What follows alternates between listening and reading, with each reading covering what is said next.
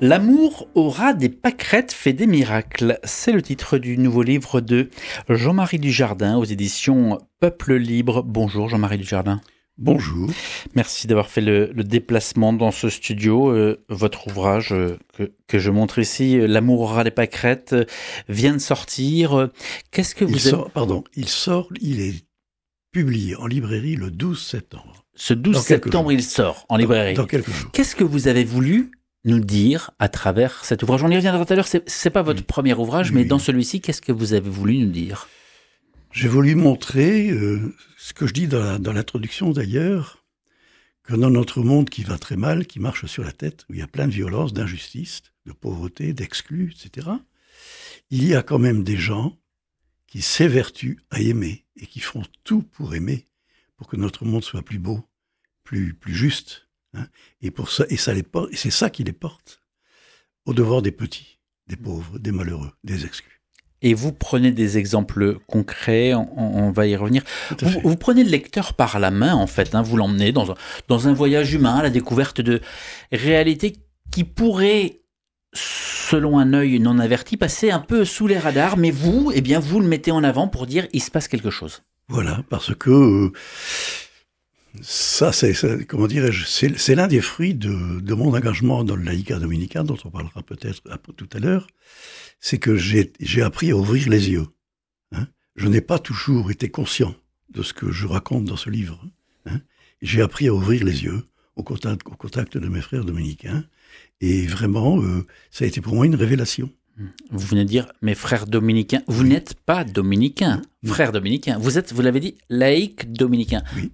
De quoi s'agit-il? Je suis laïc dominicain, mais ce sont mes frères dominicains. Voilà. Le laïcat dominicain est la branche laïque de l'ordre des prêcheurs.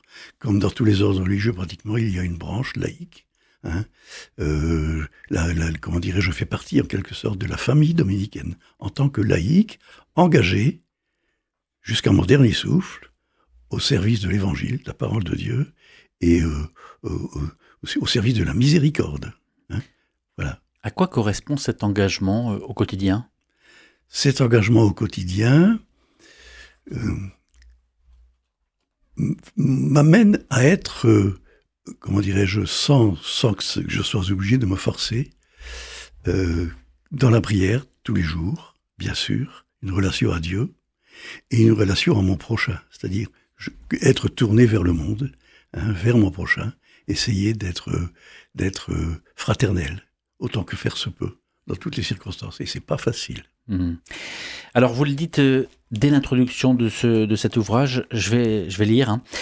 Que l'on soit croyant ou pas, l'essentiel est d'aimer et de s'appliquer de son mieux à vivre dans le monde, en être de concorde et de justice, en être de paix et de fraternité. Tout à fait. Ça veut dire quoi? Tout à fait. C'est-à-dire reconnaître l'humanité de toute personne, la dignité humaine de toute personne. Faut commencer par là. Et puis, être tourné vers les autres. Ne pas être, prisonnier de sa propre vie, de ses propres occupations, de ses soucis, parce qu'on en a tous des soucis, des souffrances, des problèmes. Hein, mais il faut savoir que les autres en ont aussi. Mais alors, ne pas s'enfermer dans sa vie propre. Pas besoin d'être croyant, alors, à vous écouter. Alors, qu'est-ce qu'elle apporte, la foi? La foi, elle apporte quelque chose d'extraordinaire. C'est que Christ nous a dit « Aimez-vous les uns les autres, comme je vous ai aimé, et tout ce que vous aurez fait à l'un de ces petits qui sont les miens, c'est à moi que vous l'aurez fait. » C'est en Matthieu 25, dans les Béatitudes. Voilà. Mais il n'y a pas de nécessité d'être croyant pour faire preuve d'amour, de fraternité, de solidarité. Est-ce qu'on peut s'arrêter? Alors, pas forcément. Vous citez c'est pas l'apanage des chrétiens. Le rail, la clé. Est-ce qu'on peut s'arrêter sur un ou deux exemples en particulier de réalités de vie que vous avez vécues, découvertes et que vous avez voulu mettre en avant? Je vous parlerai volontiers de la clé, si vous voulez, et puis je vous parlerai aussi volontiers de ce qu'ont fait mes frères dominicains ici à Lille, au 28 rue de Wattignies et au 60 rue de Condé. Voilà. Alors, en ce qui concerne la clé, il y a eu un jour 8 sœurs dominicaines qui habitaient à Lille, rue Ernest de Coninck, et qui, un jour, ont décidé, dans le cadre de leur engagement dans le monde, d'accueillir les pauvres. Ça a commencé par la distribution de quelques sandwichs, et puis après, ça a commencé par ça s'est poursuivi par le souci d'alphabétiser les illettrés. Et les sœurs ont commencé à recevoir les gens, ça a été très vite, hein. Les sœurs ont commencé à recevoir les gens un par un, dans la maison conventuelle, et à les enseigner, une sœur pour un enseignant. On enseignait même dans les escaliers, si bien qu'au bout très vite, c'est devenu impossible. Hein, et il a fallu chercher d'autres solutions qui ont été trouvées, bien évidemment, hein, mais au point qu'aujourd'hui, la clé, qui a été reprise par des laïcs, enseigne quasiment gratuitement plus de 600 élèves en difficulté scolaire ou illettrés, etc. Vraiment, c'est une œuvre magnifique, merveilleuse. Et ça, c'est ce que vous racontez dès la page 34 de votre ouvrage, oui, un long chapitre sur la clé. Vous venez de dire... La clé, ça veut dire lire, apprendre, compter, lire, écrire. Tout un programme. Lire, apprendre, compter, lire, écrire. Écrire. Alors, à propos de cette maison, ou peut-être d'abord, vous parlez de vos compagnons de la miséricorde, 3 frères dominicains. Oui. Ça, c'est comment dirais-je, c'est l'histoire de nos frères dominicains du 28 rue de Bottigny, puis après du 60 rue de Condé, qui ont commencé sous la houlette du père Maillard, qui est aujourd'hui décédé, hein, mais qui était un apôtre absolument extraordinaire, qui fut aumônier de prison à Los sur la demande de l'évêque de Lille, hein, et des gens totalement donnés à fond, hein, jusqu'au bout de leur force, hein, vraiment. En fait, c'est une sorte d'ode à la fraternité, à la solidarité, oui. Qui d'ailleurs peut rassurer, parce que, vous le dites aussi plusieurs fois, il y a un pessimisme ambiant qui traîne un manque d'espérance aujourd'hui dans notre monde. Tout à fait. Oui, j'ai voulu, par ce livre, délivrer un message d'espérance, justement, un message d'amour et d'espérance, parce que ce qui se passe à Lille, ce qui s'est passé à Lille et qui se passe à Lille, dans le cadre de ces associations humaines au secours des laissés pour compte, ça se passe dans le monde entier. Il n'y a pas qu'à Lille qu'il y a des gens qui se décarcassent pour les pauvres. Il y en a dans le monde entier. C'est universel. La misère est universelle, mais l'entraide est aussi universelle. Et ça, c'est merveilleux. Moi, ça m'émerveille. Est-ce que c'est pas aussi une manière de vous rassurer ou de nous rassurer en disant, bon, le monde est sombre, mais il y en a certains qui se bougent? Comment dirais-je, c'est pas pour me rassurer. C'est rassurant. Je trouve que c'est rassurant, mais ce n'est pas pour me rassurer. Je n'ai pas besoin d'être rassuré, je ne pense pas. Ma foi chrétienne me fait vivre, me porte tous les jours. Hein, et comment dirais-je, je suis en paix, pour tout vous dire. Hein. Je ne cherche pas à me rassurer. Mais je pense que notre monde a besoin d'être rassuré. Notre monde a besoin d'entendre des paroles de paix. Hein. C'est fou comment va notre monde aujourd'hui.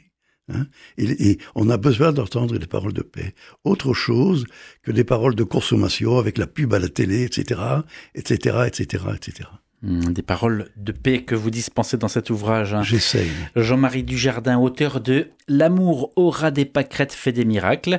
C'est de l'édition donc Peuple Libre. Merci d'être venu présenter votre ouvrage. L'entretien d'ailleurs va être à retrouver en intégralité sur le site rcf.fr Région Hauts-de-France, à y retrouver également en vidéo sur la page YouTube d'RCF Hauts-de-France. Dans le titre, vous parlez de miracle. Oui. Qu'est-ce que c'est pour vous un miracle ? C'est difficile à dire. Alors effectivement, on parle quelquefois des miracles de Lourdes, des gens qui sont guéris, qui sont miraculeusement, pour lesquels il n'y a aucune explication. Mais je pense qu'il y a aussi des petits miracles dans la vie de tous les jours. Hein. Écoutez, je vais raconter une petite anecdote qui me concerne et qui concerne un de mes voisins. Figurez-vous que pendant 30 ans, j'ai fait signe dans la rue en passant à l'un de mes voisins, qui était souvent sur le pas de sa porte, un monsieur âgé, avec sa femme, son épouse, âgée elle aussi, et je faisais un signe amical, bonjour. Hein. Et puis, cet homme a perdu son épouse, il y a quelques années, et maintenant il est tout seul. Et alors, pendant le Covid, je me suis dit, mais ce monsieur qui est tout seul, dont je ne connais pratiquement rien, même pas son nom. J'ai dit, ce monsieur qui est tout seul, qu'est-ce qu'il devient là pendant le Covid? Et alors, c'était comme un ressort en moi, un éclair. Et je suis allé chez lui un jour, je me suis présenté, et on a fait connaissance, il s'appelle René, Hein. Et depuis ce temps-là, nous sommes devenus des amis. Et je lui porte ça, parce qu'il est hospitalisé chez lui, je lui porte la soupe. Hein. Je lui porte la communion le dimanche. Hein, et je prends de ses nouvelles régulièrement, je vais le voir, il est très heureux de me voir, et on passe des moments très fraternels ensemble. Et ben, je trouve que ça, c'est un fait de vie, hein, qui est un petit miracle. Hein.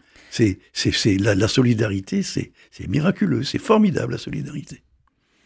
Et même s'il n'y a pas besoin d'être croyant pour être fraternel et solidaire, voilà. Vous venez de dire tout à l'heure la valeur ajoutée qu'apporte la foi. Oui, c'est vrai. Le poète Pierre Reverdy, je ne sais pas si vous avez entendu parler, il a écrit une phrase qui est restée célèbre au siècle dernier. Il a dit « Il n'y a pas d'amour, il n'y a que des preuves d'amour ». En fait, dans le livre, c'est un peu la suite. Vous semblez ajouter que ces preuves, même si elles sont très minimes et parfois presque invisibles, au ras des pâquerettes... Elles se manifestent à foison.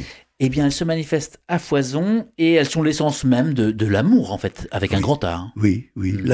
L'amour, c'est le don. À partir du moment où on décide de sortir de sa coquille, hein, pour aller vers l'autre, hein, c'est le commencement du don. Et ça peut aller très loin. Écoutez, Coluche, dont je ne sais pas s'il était chrétien. Je sais qu'il était un ami de l'abbé Pierre, mais je ne sais pas s'il était chrétien. Mais Coluche a fait quelque chose d'extraordinaire. Hein. Il est une figure vivante de l'amour, du véritable amour, qui est le don. Voilà. Et Coluche n'était pas forcément croyant, je ne crois pas. Et ce qu'il a fait, c'est quand même extraordinaire, non? C'est fabuleux. À qui s'adresse votre livre? À tout le monde. À tout le monde. J'espère qu'il sera, comment dirais-je, j'espère qu'il sera, je cherche pas ma gloire personnelle. Je n'en ai absolument rien à faire.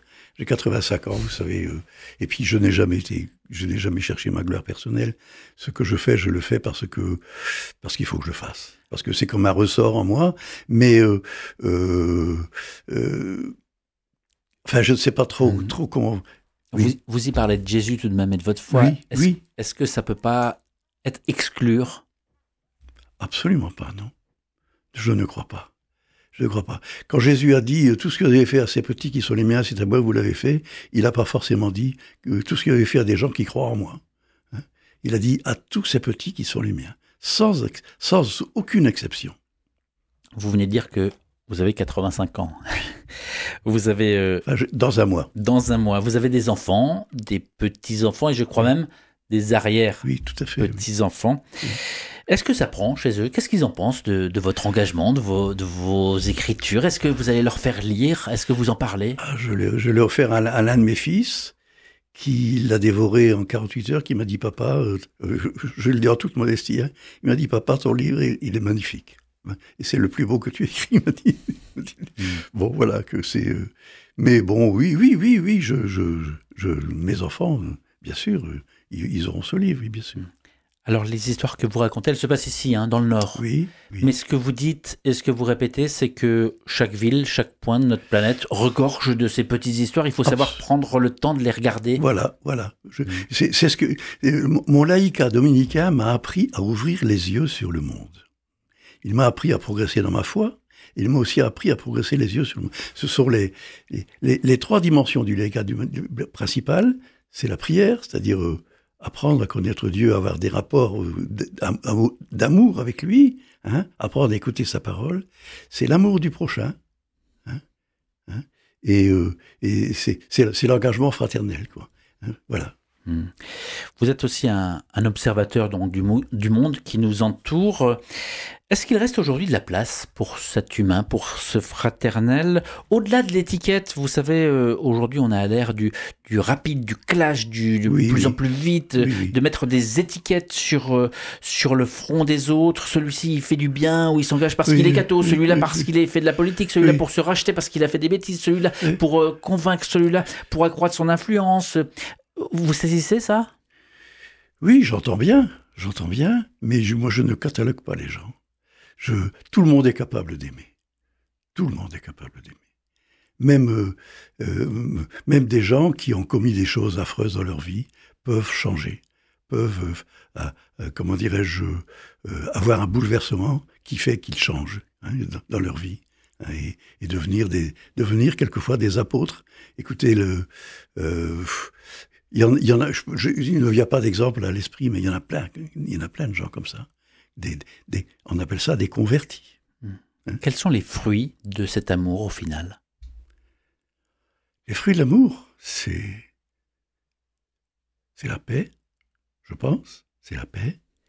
Et puis c'est aussi la préoccupation incessante des autres. Ça, c'est un beau fruit. Parce qu'à partir du moment où on pense aux autres, on rejette l'égoïsme. Voilà. Et notre monde souffre trop d'égoïsme. Chacun pour soi, vous savez. Chacun son petit truc, chacun son pognon, chacun sa voiture, chacun sa maison, chacun son confort. C'est voilà. Mais je pense que nos sociétés humaines actuelles, dites de consommation, crèvent de ça. Parce que à partir du moment où moi je suis bien, l'autre maintenant ne m'intéresse pas. Ça existe, ça, hélas, dans le monde. C'est dominant, c'est valeureux. C'est voilà. Et je pense qu'il faut, pour celui qui a les ressources de le faire, et j'ai essayé de le faire dans ce livre, il faut quand même donner un coup de pied dans la fourmilière. Une petite astuce, peut-être à celles et ceux qui nous écouteraient et qui diraient « Il est bien gentil, mais il a déjà vécu, il a fait les choses, il n'est pas dans le besoin, ce monsieur. Nous, on n'a pas le temps d'aimer. » Ah, écoutez, moi je vais pas commencer à vous raconter ma vie, mais je peux vous dire que je suis à un parcours atypique. Vraiment un parcours très, très, très, très compliqué. D'ailleurs, je lève un peu le voile là-dessus, dans le dernier chapitre qui est sur la famille. Mais je peux vous dire que je sais ce que c'est que la souffrance. Je sais. En 2013, vous publiez Le Rosaire, chemin d'évangile. En 2016, Contempler la miséricorde de l'émerveillement à la prière aux éditions Salvator. 2021, Méditation au fil de la liturgie. Et cette année donc, L'amour aura des pâquerettes fait des miracles, où vous avez la plume facile. Mais au final, à quoi ça sert tout ça? Écrire pourquoi?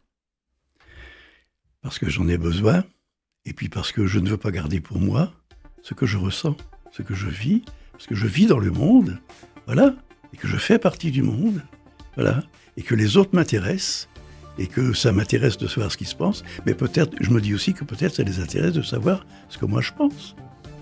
Peut-être. Et vous avez bien raison de le penser. L'amour aura des pâquerettes fait des miracles. Jean-Marie Dujardin, c'est aux éditions Peuple Libre. Merci d'être venu parler de votre ouvrage. Je vous en prie, c'était avec grand plaisir.